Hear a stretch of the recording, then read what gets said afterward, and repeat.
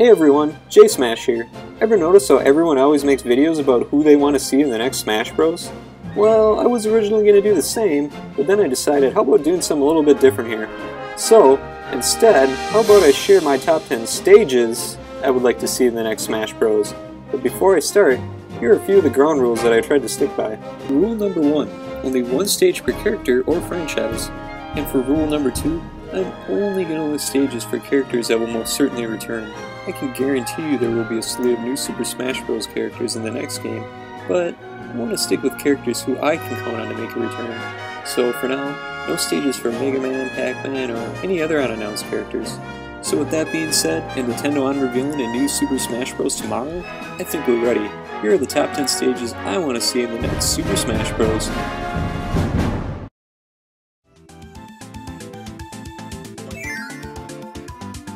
Number 10.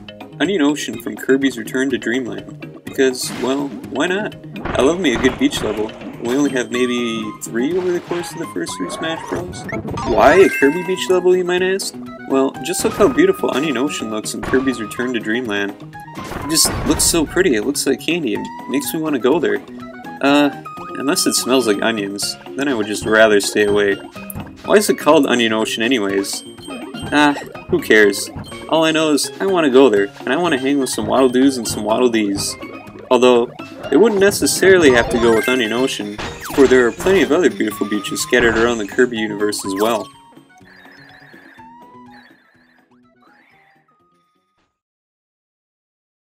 Number 9. Titania from Star Fox. Remember the Sector X level from Star Fox 64 when Slippy was all like, "Let me handle this!" Slippy, get back here! Fox, get this guy off me! and you just stood by laughing and watching with your popcorn bucket in hand while you were all like, Nope. If this was you, which I'm sure it was, then Slippy would end up taking a beating so hard it knocked her, him, how about it, straight out of Sector X and into another planet known as Titania. I always let Slippy take a beating, not only because she was so annoying, and I couldn't stand to hear that egging voice anymore, but because I always wanted to head over to Titania. Titania is a beautiful desert wasteland, but the best part is, you get to break out the Landmaster. Oh yeah! I just have so many awesome memories with this level, and I think it would be a fun stage to fight on, especially if Goros makes an appearance. Could you imagine this terrifying thing taking swings at you in the background? Ugh, I want to see this happen so bad. The only bad memory I have of this level is the fact that you always ended up rescuing Slippy in the end. If you ask me, they should have just left him, her, there to never be seen again, or just simply use a B-bomb. See ya, sucker! Hey! Leave me alone! Use bombs wisely! Shoot, Slippy! Homing torpedo! Fox! Ah! Thanks, Fox! Slippy can be such a headache.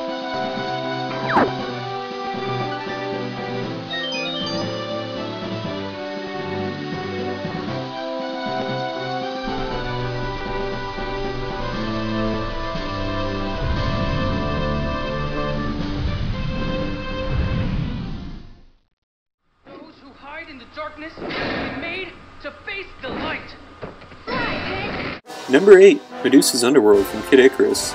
It was my favorite character from Super Smash Bros. Brawl, and the one thing that bothered me the most was the fact that he only had one stage. Most of the other brawlers had multiple stages, and I feel like Pit was left out, so I feel obligated to pick at least one more awesome stage for him. I was thinking Palutena's Palace, but he's already got one stage in the sky, so how about one down below? Not only was Medusa's final battle one of my favorite moments from Kid Icarus Uprising, but I feel that that particular spot where the showdown takes place would literally make for one hell of a battle. It would be pretty epic, especially if Medusa and her underworld army were actually in the background as well, casting attacks which you would have to avoid. Just be careful because nobody likes getting turned to stone. Or eggplants.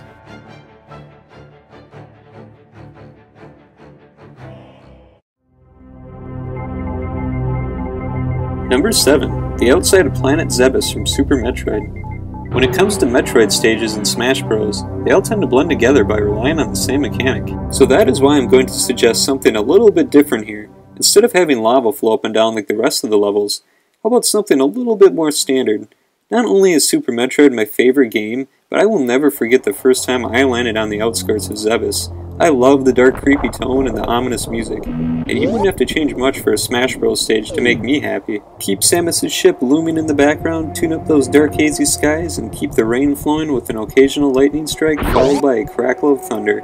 Ah yes, I smell a stage brewing.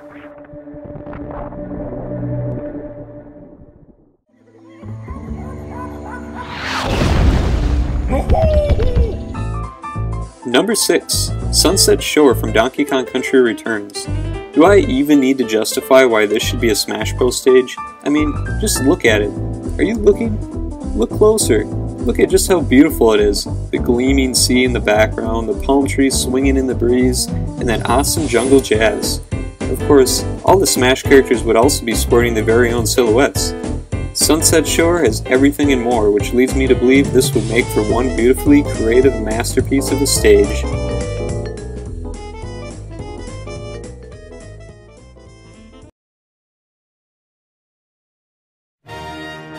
Number 5. Super Mario Galaxy. Okay, just think about this for a second. Freaking Super Mario Galaxy. This would be amazing. And here's how I see it going down. You have one big planet surrounded by a few small ones, and when your character jumps, you land next to the planet you're closest to. You can also maneuver or side-scroll around the entire planet, so when you're on the bottom of the planets, you could also have upside-down fights with flip controls. And how cool would it be to see gravity take effect in the middle of the fight? Instead of just sending your opponents flying left, right, up, or down the usual, you would be flinging them in and around planets depending on the gravity pull in the surrounding area. And here's one more crazy thought. What if Starship Mario showed up in the middle of the fight and bumped some of the smaller planets out of the way while making room for itself? It would be so cool to continue the fight on Starship Mario and see some of the familiar faces like Toad on board. I know this is a little over the top, but I'm sure Nintendo can make a Galaxy stage work somehow.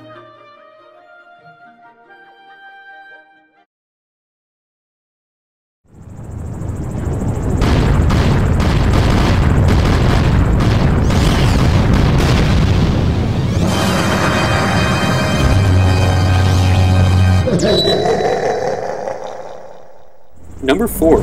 Bowser's Castle. So I know I said one stage per franchise, but does this really count as a Mario stage if Bowser owns it? Besides, Bowser needs a stage too, right? I mean, Luigi got his very own Haunted Mansion stage in Brawl. Not only that, but I've wanted to see this for a long time. The fight would take place on that same epic bridge where Mario and Bowser always duke it out. You would be fighting under the normal circumstances with a lava bed right below you with jumping fireballs, flame spinners, and the whole shebang. What if the axe from the original NES Mario fell down once in a while, and whoever got to it first could cut down the bridge, sending their rivals to their impending doom? They could also have Bowser shooting fireballs and jumping around. But wait, since he would most likely be a playable character again, they could instead use Giga Bowser.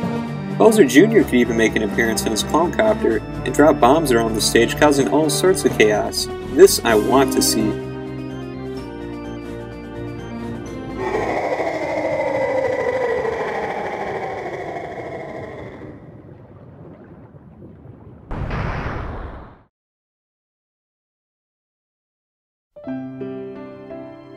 Number 3. The Eagercheek City Bell Tower Rooftop from Pokemon Silver and Gold. Oh yes, I sure do love me some Pokemon, and when it comes to Super Smash Bros. Stages, I always felt like the Pokemon stages were kinda weak, especially when compared to how awesome of a franchise it is. Except for Saffron City from the original Super Smash Bros. That was awesome. There are so many amazing cities and routes to choose from when it comes to Pokemon, but I think Eagercheek City is on a whole nother level. This city, in my opinion, is the most beautiful city out of all the regions surrounding the Pokemon universe. The awe-inspiring Asian-themed town has it all. A dance theater, a gym, a burned-down tower, and of course the beautiful wooded area that surrounds the city with its bright red and orange leaf trees. It looks like the season of fall 24/7. Now imagine seeing all those sights and more from the rooftop of Bell Tower. I think duking it out on the top of Bell Tower would make for one breathtaking Smash Bros. Stage. Oh, an appearance from Ho wouldn't hurt once in a while either. I mean, it is where he roosts after all.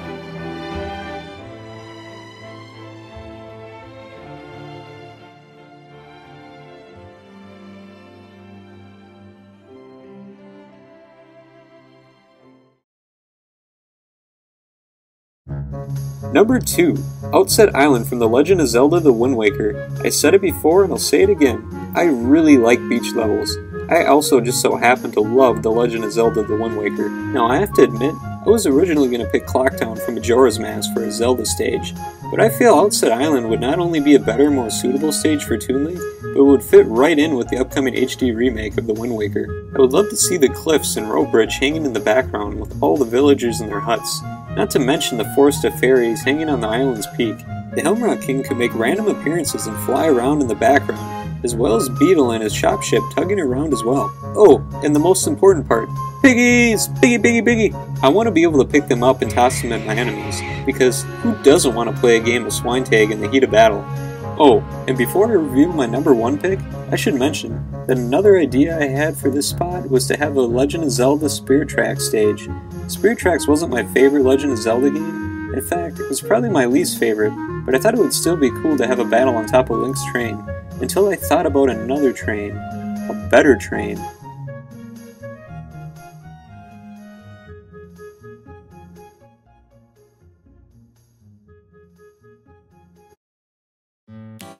Number 1. Porter's Train from Animal Crossing. You know the one. The train that takes you to your town at the beginning of some of the Animal Crossing games. The one run by Porter the Monkey. Just think of the possibilities. The train could be filled with animal friends from across the Animal Crossing universe, including the one and only Cool Cat himself, Rover.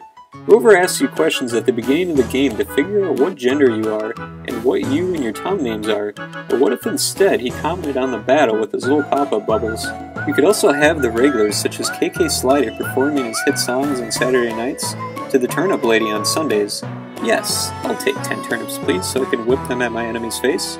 The train could also make stops at randomly generated towns with different fruit trees just like the real game, and have the battles continue in those towns until the train takes off to another town.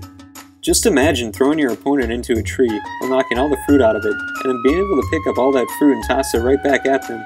Talk about adding injury to insult, in a good way. What if you could also take the fight to the top of the train through an open hatch in the ceiling? Ooh, this fight just got so much cooler.